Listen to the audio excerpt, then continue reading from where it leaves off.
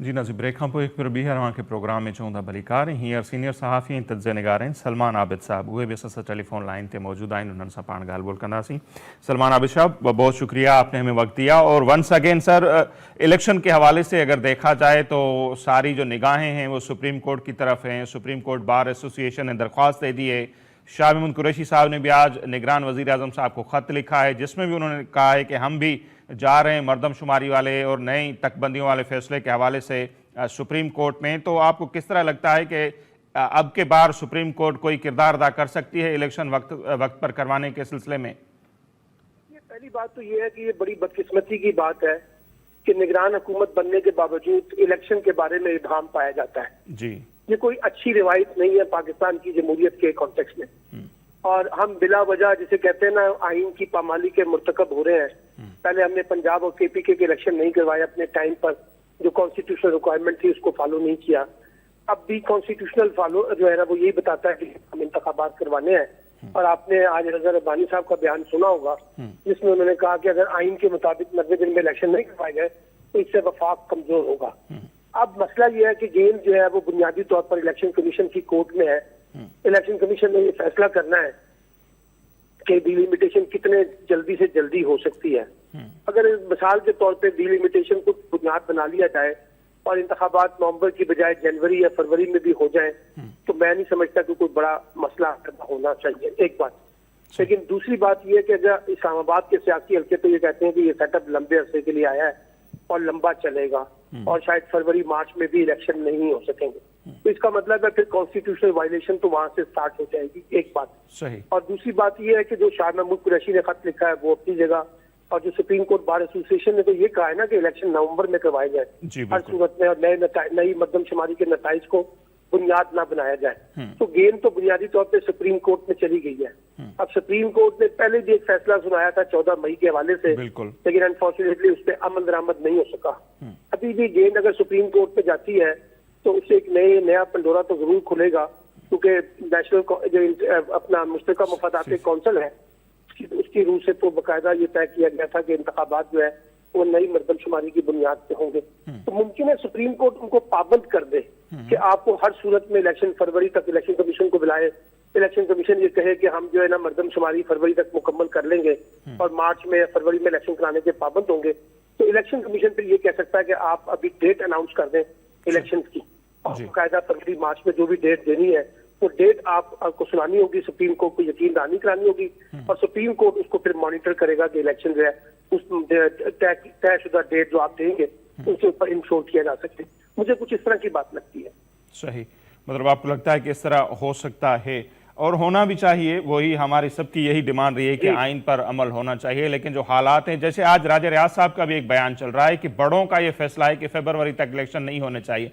अब ये बड़ों की आखिर ऐसी ख्वाहिश क्यों हो सकती है? देखिए ना, बात यह है कि बड़े ही जो है इस वक्त सबसे बड़े हैं ना जी, और उन बड़ों की वजह से ही निगरान सेटअप बन रहा है। स्टेट का जो अगर साहब की नामजदगी हुई है उसके पीछे भी उसी बड़ों का फैसले का अमल दखल ज्यादा नजर आता है। अब सवाल यह है कि अगर बड़ों ने फैसला किया हुआ है कि फरवरी में इलेक्शन होना है बकौल राजा रियाज के, इसका मतलब है कि जो बात मैंने की है फरवरी मार्च में इनको इलेक्शन करवाने पड़ेंगे। इसकी एक बड़ी वजह यह भी है कि इंटरनेशनल प्रेशर बहुत होगा और इंटरनेशनल प्रेशर को आसानी से रूल आउट नहीं किया जा सकता। और वैसे भी हमें IMF की 3 शराइत पे पैसे मिलने हैं 3 किस्तों में।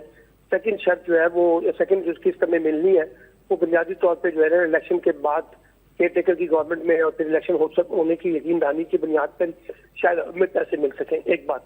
और दूसरी बात यह है कि देखिए अगर ये इलेक्शन हो जाएंगे तो सियासत आगे बढ़ेगी, लेकिन मसला ये है कि अभी तक एक पॉलिटिकल अरेंजमेंट जो करने की कोशिश की जा रही है माइनस इमरान खान, उनको डिस्क्वालीफाई करके उनको नजरबंद करके उनकी जमात के ऊपर जो तरह तरह की पाबंदियां लग रही हैं उसकी बुनियाद पर अगर आपने इलेक्शन में जाना है और एक इलेक्शन को हम सिलेक्शन का तरीकाकार बना दें और लेवल प्लेइंग फील्ड उस तरह से ना हो जिस तरह से तकाजा होना चाहिए, तो फिर इससे ये होगा कि इलेक्शन हो भी जाएंगे लेकिन इलेक्शन का जो अमल है वो सारा मुतनाज़ा होगा। तो ये भी निगरान हुकूमत के ऊपर जिम्मेदारी बनती है कि वो इस इलेक्शन को कम से कम मुतनाज़ा बनाने की कोशिश करें, सबके लिए लेवल प्लेइंग फील्ड करें। नवाज शरीफ साहब आना चाहते हैं, मोस्ट वेलकम। इमरान खान और उनकी पार्टी को इलेक्शन में हिस्सा लेने की बड़ी भरपूर तरीके से इजाजत मिलनी चाहिए। अभी तक तो देखिए ना, अब तो हालत ये है कि 14 अगस्त को अगर उनके लोग जो है हामी लोग झंडा लेके निकले हैं उस पर भी उनको गिरफ्तार किया गया है। तो इसका मतलब है अभी पॉलिटिकल एक्टिविटीज जैसे ही इलेक्शन शेड्यूल अनाउंस होगा तो जो पॉलिटिकल एक्टिविटीज शुरू होंगी तो उसमें पीटीआई को भी उसी तरीके से भरपूर तरीके से हिस्सा लेने की इजाजत मिलनी चाहिए जिस तरह बाकी जमातों को होगी। यही सारी सूरत जाहिर करेगी कि इलेक्शन की क्रेडिबिलिटी जो है उसको किस हद तक मेंटेन किया जाएगा। बिल्कुल होना चाहिए और हर पार्टी को ये हक हो को इलेक्शन में भरपूर हिस्सा ले और लोग डिसाइड करें किसको वोट देते हैं, लेकिन इम्कान कम ही नजर आ रहा है। जिस तरह केस बन रहे हैं आज, जैसे आपने देखा कि साइफर वाला एक नया केस बना दिया खान साहब पर। वो देखे ना, बात ये ना वही मैंने कहा ना कि जो हमारे यहाँ एक दफा भट्टो साहब को टारगेट किया गया था, फिर बेनजीर भट्टो को टारगेट किया गया, फिर नवाज शरीफ को टारगेट किया गया, अब इमरान खान को टारगेट किया जा रहा है। अगर हमने इसी तरीके से अपनी रवायत को बरकरार रखना है तो फिर उससे इलेक्शन की जो पूरी क्रेडिबिलिटी है वो तो स्टेक पे लग जाएगी ना। इसका मतलब हमने माजी से कुछ नहीं सीखा, कल के दोस्त का आज के दुश्मन, कल के जो है ना हीरो आज के जीरो, ये जो प्रोसेस है मेरा ख्याल है इसको अब आगे बढ़ना चाहिए। हमें कुछ अपनी माजी की गलतियों से सबक सीखते हुए इलेक्टोरल पॉलिटिक्स को, डेमोक्रेटिक प्रोसेस को ज्यादा से ज्यादा स्ट्रॉन्ग करना चाहिए। लेकिन अनफॉर्चुनेटली हमारी पॉलिटिकल फोर्सेज ने भी अपने आप को जिस तरह से बिहेव किया है और अपनी स्पेस को श्रिंक किया है वो भी एक सवालिया निशान तो है ना, क्योंकि जमहूरी कुव्वतों ने भी अच्छे ऐसे काम नहीं किए जिससे जमहूरी अमल को मजबूत बनाया जा सकता। तो आपको लगता है सलमान आबिद साहब के चीफ जस्टिस साहब जो हैं बंदियाल साहब जाते जाते इस तरह का कोई इलेक्शन कमीशन को पाबंद करने का फैसला दे सकते हैं? करना पड़ेगा। उसकी वजह यह है अगर वो नहीं करेंगे तो फिर इलेक्शन के मामला जरा पीछे चले जाएंगे। और यही एक वाहिद मुझे तरीका नजर आता है कि अगर वो फरवरी में भी लेके जाए और फरवरी तक की कोई डेट अनाउंस करवा दें, ये बहुत बड़ा मैं समझता हूँ कि कंट्रीब्यूशन होगा। सही। अच्छा, लोग तो सर ये भी कहते हैं कि वो जो 14 मई को पंजाब में इलेक्शन नहीं हुए और नजरसानी की दरख्वास्त भी इलेक्शन कमीशन की पड़ी है, उसमें भी कोई सरप्राइजिंग फैसला आ सकता है जो उस वक्त के वजीर आजम थे या दूसरे उनकी नाअहली या तोहिन अदालत के ये डिपेंड करता है। अब मेरा ख्याल है इस तरह के पंडोरे खोलने की जरूरत नहीं है, वे फॉरवर्ड की तरफ जाना चाहिए। वे फॉरवर्ड ये है कि जनाब जनरल इलेक्शन जो है अपने टाइम पे उसको किया जाए। अगर टाइम से 1-2 महीने आगे भी जाते हैं तो इलेक्शन जो है वो होने चाहिए, और लेकिन इलेक्शन जो है वो ट्रांसपेरेंट होने चाहिए, फेयर होने चाहिए और लेवल प्लेइंग फील्ड के तहत होने चाहिए। चूजी किस्म के इलेक्शन का कोई फायदा नहीं है। माजी के ये तजर्बात हमें बताते हैं कि हमें इसका फायदा नहीं नुकसान ज्यादा हुआ है। और जो निगरान पर अगर आ जाएं, वजीर आजम साहब तो आ गए हैं, उसकी कैबिनेट के लिए भी अभी हो रही है बातें, आते हुए ही जो ये निगरान में भी देखिए ना, बात यह है कि ऐसे लोग आने चाहिए जो न्यूट्रल हों। मसलन अगर आप फैसल वाडा को टीम में शामिल करेंगे तो लोग सवाल उठाएंगे, अगर आप एहसन बून को शामिल करेंगे तो लोग सवाल उठाएंगे। यानी जिनकी पार्टी पोजीशन है उनको तो बीच में ना लेके आए ना, जिनके स्टेक्स लगे हुए हैं। अब देखिए ना, पंजाब की जो केटेकर गवर्नमेंट है वो एंटी इमरान खान है, केपीके के अंदर जो अपना केटेकर गवर्नमेंट है वो एंटी पीटीआई है। तो मेरा मतलब अगर आप पॉलिटिकल स्टेक के लोगों को लेके आएंगे और उनकी एक पार्टी के बारे में पोजीशन डिफरेंट होगी तो फिर वो कैसे इलेक्शन को फेयर इलेक्शन करवा सकेंगे?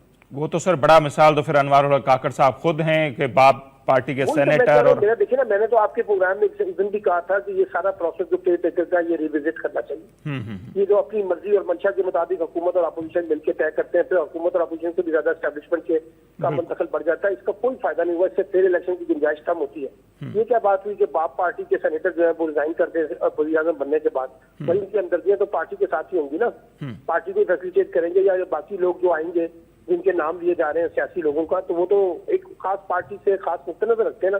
तो ये जो न्यूट्रल की बातें करते हैं फिर ये बेमानी हो जाती है ना, इसलिए सारे प्रोसेस को रिविजिट होना चाहिए। बिल्कुल। अच्छा सर, आखिर में नवाज शरीफ साहब, उस पर भी बड़ी बातें पहले भी हमने की हैं, आज भी उन्होंने कहा है कि दुआ है कि मैं जल्द वतन जाऊं, और फिर कहा जा रहा है कि नवाज शरीफ साहब के बारे में ख्वाजा आसिफ ने फरमा दिया है कि जब तक 0% उनको यकीन दहानी नहीं होगी कि नवाज शरीफ के खिलाफ कुछ नहीं होगा, उस वक्त तक नवाज शरीफ की वापसी मुमकिन नहीं है। और दूसरी बात यह है कि यानी कि नवाज शरीफ साहब एस्टैब्लिशमेंट से एक नई डील करना चाहते हैं, तो उनके रास्ते में जितनी भी रुकावटें हैं वो खत्म करे एस्टैब्लिशमेंट, फिर वो पाकिस्तान आ सकेंगे। ऐसा मुमकिन नहीं हो सकेगा। वैसे भी ख्वाजा आसिफ साहब जो है वो विकेट के दोनों तरफ खेलते हैं, सर नवाज शरीफ के अपने बयान देते हैं, लेकिन ये जितनी भी बातें नवाज शरीफ साहब के आने के बारे में की जा रही है, उतना ही मुस्लिम लीग नून के अंदर से जो शहबाज शरीफ साहब उनके हामी है वो उनको डरा भी रहे हैं कि पाकिस्तान नए हालात आपके अपने बेहतर नहीं है, क्योंकि मुतबादल वज़ीर आज़म के तौर पर तो शहबाज शरीफ साहब ने अपने आपको पेश किया हुआ। सही, thank you sir, thank you so much Salman Abid साहब, हमें वक्त दिया आपने। सलमान आबिद साहब जी ॻाल्हियूं अवां साम्हूं आहिनि, उन्हनि खे लॻे थो त शहबाज शरीफ साहब अञा ईंदड़ वज़ीर आज़म जा भी उम्मीदवार आहिनि ऐं उन्हनि जी बि इहा ख़्वाहिश हूंदी त नवाज शरीफ साहब वतन न अचनि। बहरहाल नून लीग जी इहा कोशिशि आहे त ज़ाहिर आहे नवाज शरीफ साहब अचनि ऐं उन्हनि खे इन ॻाल्हि जो अहसासु आहे त जेकॾहिं नवाज शरीफ साहब वापसि नथा अचनि, उहे इलेक्शन मुहिम नथा हलाइनि, त उन्हनि खे इलेक्शन में तमामु घणो हिकिड़ो जेको वॾो नुक़सानु आहे उहो पइजी सघे थो, पहुची सघे थो। बहरहाल उनखां पहिरियां जेके केस आहिनि नवाज शरीफ साहब जा, उन्हनि खे कीअं था उहो हल कनि। अॼु इहे ख़बरूं अचनि पियूं त उन्हनि जी वतन वापसी खां अॻु ई हिफ़ाज़ती ज़मानतुनि जे लाइ ॿियो अप्लाई करण जे लाइ ॻाल्हियूं हलनि पियूं। सो ॾिसणो इहो आहे त उहो मामिलो किथे थो हले। बहरहाल घुमी फिरी वरी ॻाल्हि उहा ई अचे थी त जॾहिं इन मुल्क जो जेको आइन आहे उन ते अमल थियणु खपे ऐं आइन जेकॾहिं चए थो 90 डेज़ जे अंदरि इलेक्शन थियनि 90 ॾींहंनि जे अंदरि त उन ते अमल थियणु खपे, जेको थींदे नज़र न पियो अचे। हाणे मामिलो हिकु भेरो ॿीहर सुप्रीम कोर्ट ॾांहुं वियो आहे। सुप्रीम कोर्ट बार एसोसिएशन दरख़्वास्त ॾेई छॾी आहे। PTI जे तरफ़ां इहो ऐलान थियो आहे। शामत कुरैशी अॼु चयो आहे त हू बि इन मामले खे खणी सुप्रीम कोर्ट में वेंदा। सुप्रीम कोर्ट ऑलरेडी पहिरें जीअं बार बार असीं चऊं था पंजाब में इलेक्शन जी तारीख़ बि ॾेई छॾी हुई 14 मई, उन ते अमल न थियो। छा हिन भेरे बि सुप्रीम कोर्ट का तारीख़ ॾींदी, इलेक्शन कमीशन खे तारीख़ ॾियण लाइ पाबंद कंदी त पोइ नई मरदमशुमारी आदमशुमारी वारो मामिलो केॾांहुं वेंदो, जिते 34-35 अरब रुपया ख़र्च थिया ऐं पोइ तकबंदियूं ऐं तकबंदियुनि जे लाइ इहो बि चयो थो त डिजिटल अंदाज़ सां आदमशुमारी थी आहे ऐं जेके तकबंदियूं कराइण ते सुप्रीम कोर्ट इलेक्शन कमीशन पंहिंजी ते अचे त कोई एॾो वक़्तु नथो लॻी सघे। 1.5 खां 2 महीननि जे अंदरि बि इहो मामिलो हल थी सघे थो ऐं चूंड वक़्तु सिर थी सघे थी। बहरहाल इहे खोड़ सारा मामला आहिनि जिन ते अञा ताईं तज्ज़िया तबसरा हलनि पिया, हितां हुतां जूं ख़बरूं आहिनि। सो ॾिसूं था त ईंदड़ ॾींहंनि में छा थो थिए। अॼु जेको असांजो प्रोग्राम आहे हिते पंहिंजी पुॼाणी ते थो पहुचे। असांखे ॾींदा इजाज़त। अलाह निगहबान।